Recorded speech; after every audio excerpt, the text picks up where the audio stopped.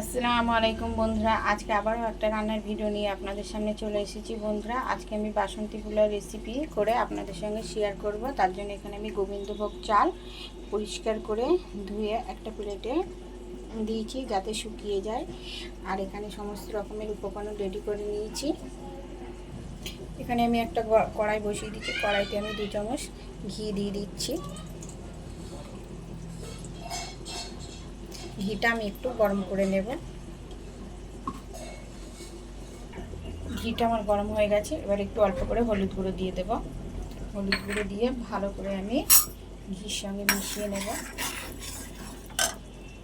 এবার আমি ওই চালের মধ্যে এই ঘিয়ের মিশ্রণটা দিয়ে দেব, দিয়ে ভালো করে মাখিয়ে নেব।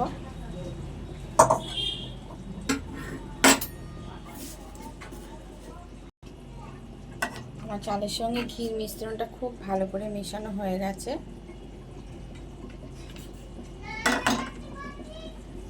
আমি আবার একটা কড়া বসিয়ে দিয়েছি। কড়াটা গরম হয়ে গেছে। এবার একটু সাদা তেল দিয়ে দিচ্ছি। তেলটা আমার গরম হয়ে গেছে। এবার ফোড়নে দিয়ে দিচ্ছি তেজপাতা, দারচিনি, লবঙ্গ, এলাচ।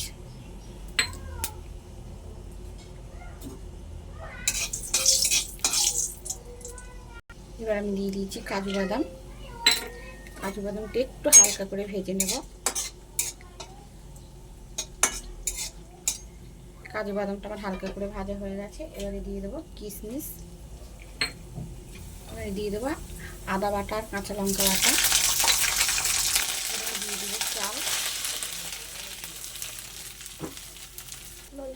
চালটা আমি এবারে ভালো করে ভাজা ভাজা করে নেব।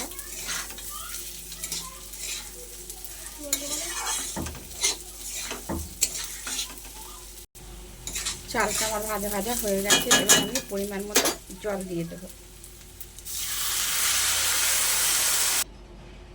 পরিমাণ মতো জল দিয়ে দিয়েছি। এবারে দিয়ে দেবো পরিমাণ মতো লবণ।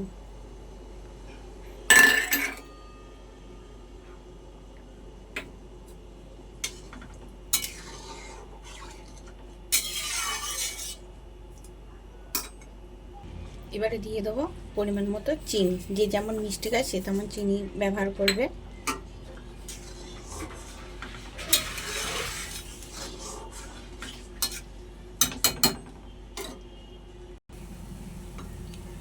বন্ধুরা, জল শুকিয়ে একদম পোলাওটা প্রায় আমার হয়ে এসছে।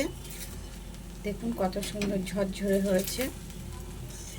এটা আমি আরও 10 মিনিট চাপা দিয়ে রাখবো লো ফ্লেমে।